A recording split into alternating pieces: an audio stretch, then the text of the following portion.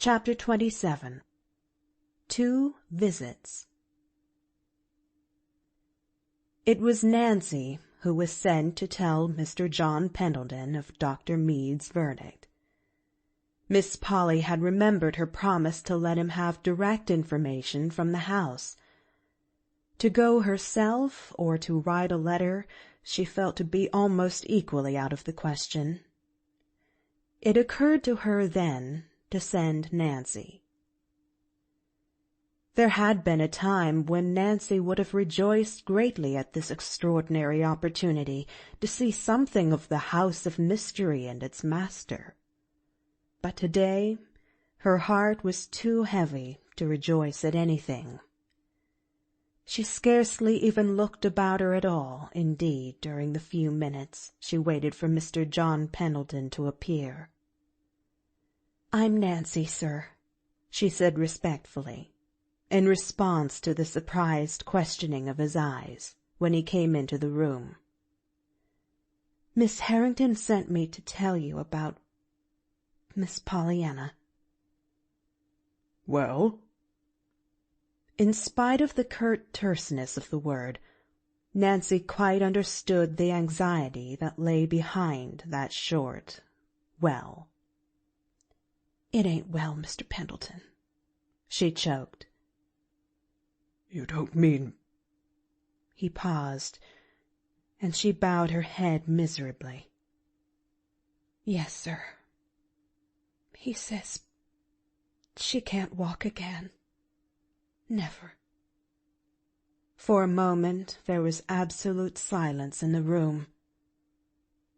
Then the man spoke, in a voice shaken with emotion. "Poor little girl. Poor little girl." Nancy glanced at him, but dropped her eyes at once. She had not supposed that sour, cross, stern John Pendleton could look like that. In a moment he spoke again, still in the low, unsteady voice. "It seems cruel never to dance in the sunshine again. My little Prism girl." There was another silence. Then, abruptly, the man asked, "She herself doesn't know yet, of course, does she?" "But she does, sir," sobbed Nancy. "And that's what makes it all the harder. She found out— Drat that cat! I begs your pardon," apologized the girl hurriedly. "It's only that the cat pushed open the door and Miss Pollyanna overheard him talking. She found out that way." "Poor little girl," sighed the man again. "Yes, sir. You'd say so, sir, if you could see her," choked Nancy. "I ain't seen her but twice since she knew about it, and it done me up both times. You see, it's all so fresh and new to her, and she keeps thinking all the time of new things she can't do now. It worries her, too, 'cause she can't seem to be glad. Maybe you don't know about her game, though," broke off Nancy apologetically. "The glad game?" asked the man. "Oh, yes, she told me of that." "Oh, she did? Well, I guess she has told it generally to most folks. But you see, now she can't play it herself, and it worries her. She says she can't think of a thing, not a thing about this not walking again to be glad about." "Well, why should she?" retorted the man almost savagely. Nancy shifted her feet uneasily. "That's the way I felt, too, till I happened to think it would be easier if she could find something, you know. So I tried to remind her."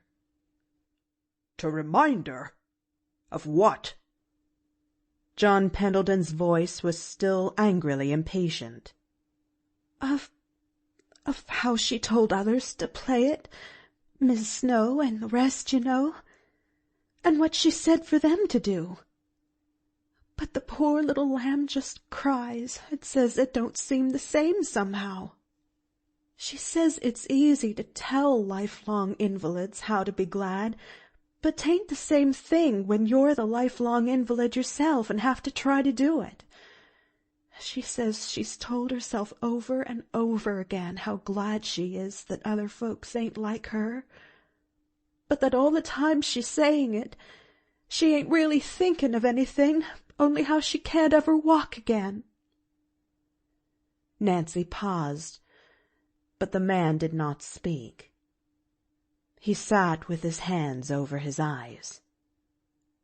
Then I tried to remind her how she used to say the game was all the nicer to play when it was hard, resumed Nancy in a dull voice. But she says that, too, is different, when it really is hard. And I must be going now, sir, she broke off abruptly. At the door she hesitated, turned, and asked timidly, I couldn't be telling Miss Pollyanna that you'd seen Jimmy Bean again, I suppose, sir, could I? I don't see how you could, as I haven't seen him, observed the man a little shortly. Why? Nothing, sir. Only, well, you see, that's one of the things that she was feeling bad about, that she couldn't take him to see you now. She said she'd taken him once, but she didn't think he showed off very well that day, and that she was afraid you didn't think he would make a very nice child's presence, after all. Maybe you know what she means by that, but I didn't, sir. Yes, I know what she means. All right, sir. It was only that she was wanting to take him again, she said, so's to show ye he really was a lovely child's presence.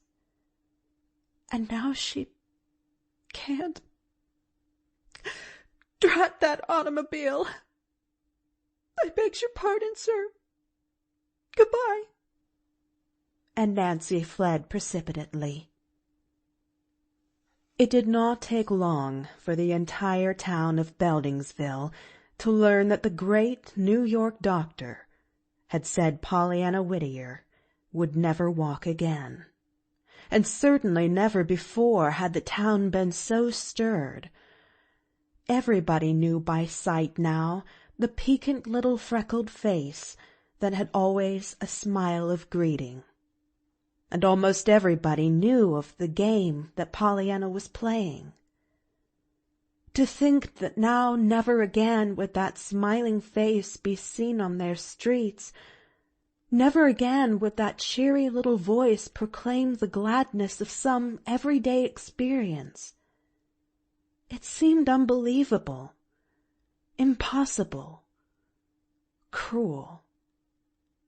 In kitchens and sitting rooms and over backyard fences women talked of it, and wept openly.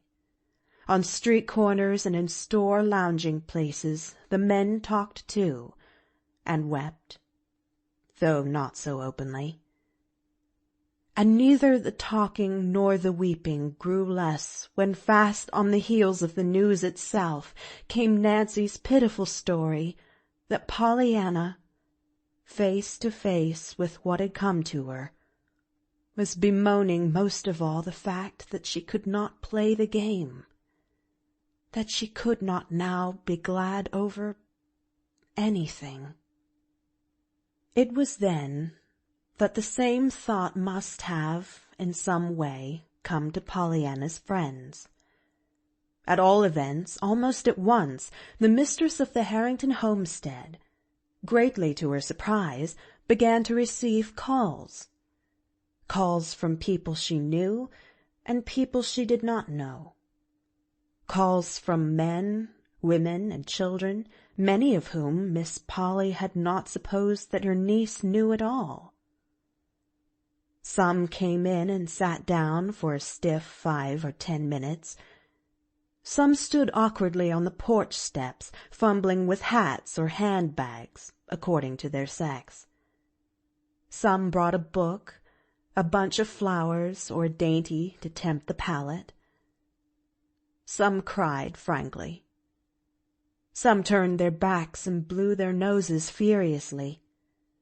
But all inquired very anxiously for the little injured girl, and all sent to her some message, and it was these messages which, after a time, stirred Miss Polly to action. First came Mr. John Pendleton. He came without his crutches today.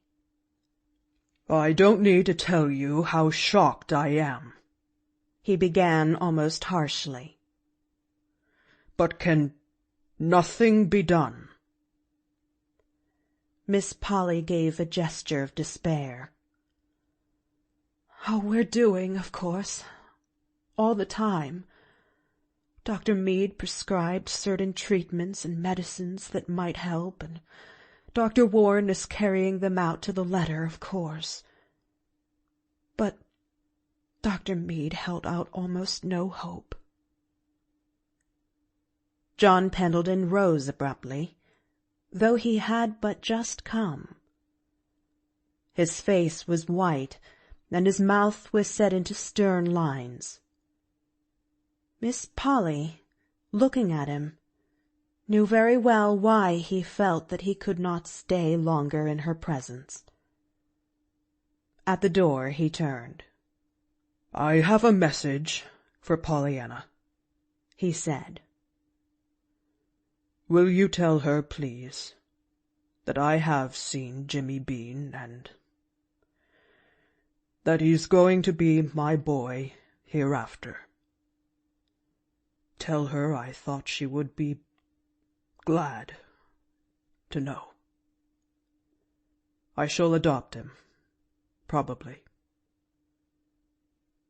For a brief moment, Miss Polly lost her usual well-bred self-control. "You will adopt Jimmy Bean?" she gasped. The man lifted his chin a little.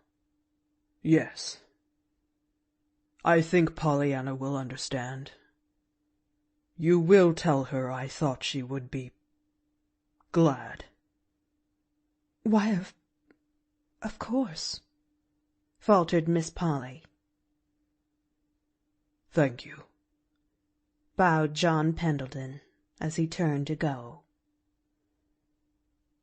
In the middle of the floor, Miss Polly stood, silent and amazed, still looking after the man who had just left her. Even yet she could scarcely believe what her ears had heard. John Pendleton adopt Jimmy Bean? John Pendleton, wealthy, independent, morose, reputed to be miserly and supremely selfish, to adopt a little boy? And such a little boy! With a somewhat dazed face, Miss Polly went upstairs to Pollyanna's room. "Pollyanna, I have a message for you from Mr. John Pendleton. He has just been here.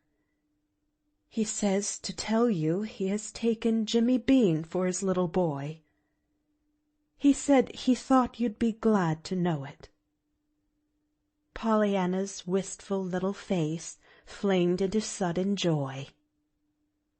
"Glad? Glad?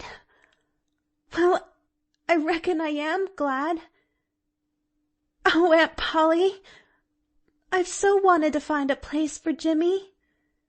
And that's such a lovely place. Besides, I'm so glad for Mr. Pendleton, too. You see, now he'll have the child's presents." The What? Pollyanna colored painfully. She had forgotten that she had never told her aunt of Mr. Pendleton's desire to adopt her, and certainly she would not wish to tell her now that she had ever thought for a minute of leaving her. This dear Aunt Polly. "The child's presents," stammered Pollyanna hastily. "Mr. Pendleton told me once, you see, that only a woman's hand and heart or a child's presence could make a home. And now he's got it. The child's presence." "Oh, I see," said Miss Polly very gently. And she did see. More than Pollyanna realized. She saw something of the pressure that was probably brought to bear on Pollyanna herself at the time John Pendleton was asking her to be the child's presence, which was to transform his great pile of gray stone into a home. "I see," she finished, her eyes stinging with sudden tears. Pollyanna, fearful that her aunt might ask further embarrassing questions, hastened to lead the conversation away from the Pendleton house and its master. "Dr. Chilton says so, too. That it takes a woman's hand and heart or a child's presence to make a home, you know," she remarked. Miss Polly turned with a start. "Dr. Chilton? How do you know that?" "He told me so. 'Twas when he said he lived in just rooms, you know, not a home." Miss Polly did not answer. Her eyes were out the window. "So I asked him why he didn't get 'em. A woman's hand and heart and have a home." "Pollyanna!" Miss Polly had turned sharply. Her cheeks showed a sudden color. "Well, I did. He looked so sorrowful." "What did he say?" Miss Polly asked the question, as if in spite of some force within her that was urging her not to ask it. "He didn't say anything for a minute. Then he said very low that you couldn't always get 'em for the asking." There was a brief silence. Miss Polly's eyes had turned again to the window. Her cheeks were still unnaturally pink. Pollyanna sighed. "He wants one anyhow, I know, and I wish he could have one." "Why, Pollyanna, how do you know?" "Because afterwards, on another day, he said something else. He said that low too, but I heard him. He said that he'd give all the world if he did have one woman's hand and heart." "Why, Aunt Polly, what's the matter?" Aunt Polly had risen hurriedly and gone to the window. "Nothing, dear. I was changing the position of this prism," said Aunt Polly, whose whole face now was aflame. End of Chapter 27. Recording by The Story Girl.